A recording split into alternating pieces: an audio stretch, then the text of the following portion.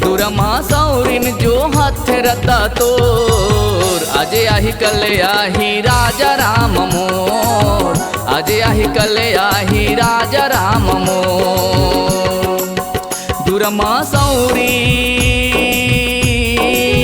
दुरमासौरीन जो हाथ रता तोर अजय आही कल आही राजा राम मोर अजय आही कल आही राजा राम मोर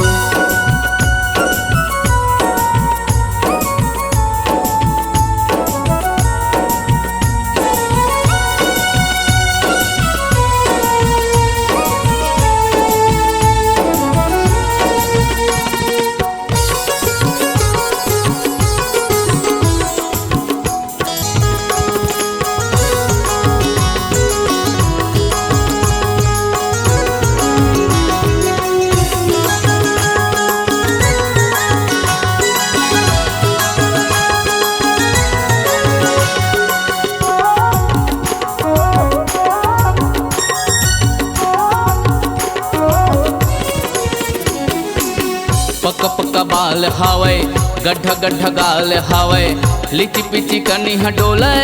उमर ढाल हावय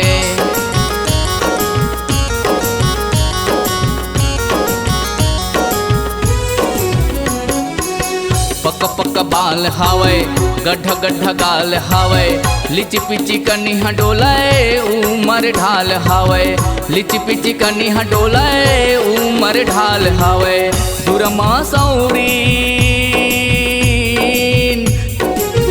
दुरमासौरीन जो हाथ रद्दा तोर अजय आही कल आही राजा राम मोर अजय आही कल आही राजा राम मोर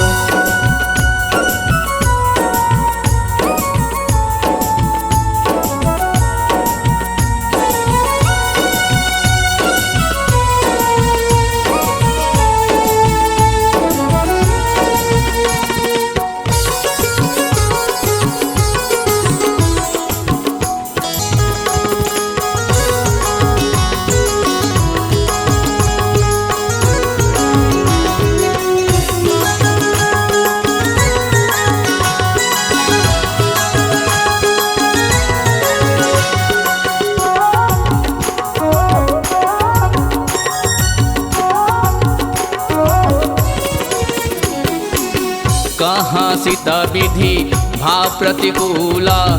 मिलही न पावक मिटही न सूला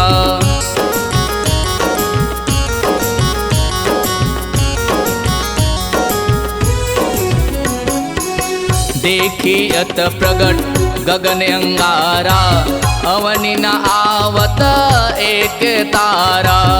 अवनि न आवत एक तारा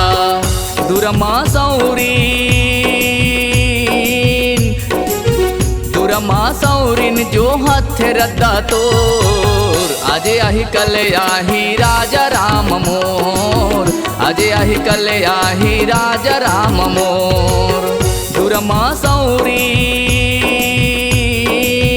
दुरमासौरीन जो हाथ रद्दा तोर अजय आही कल आही राजा राम मोर अजय आही कल आही राजा राम मोर अजय आही कल आही राजा राम मोर अजय आही कल आही राजा राम मोर अजय आही कल आही राजा राम मोर अजय आही कल आही राजा राम मोर। अगर आप अपनी आवाज को एक नया आयाम देना चाहते हैं तो चले आइए मल्टी ट्रैक डिजिटल रिकॉर्डिंग के लिए संपर्क करें HK म्यूजिक कंपनी कोटा डबरी चांपा छत्तीसगढ़। मोबाइल नंबर है 9329238487 और 8085380339।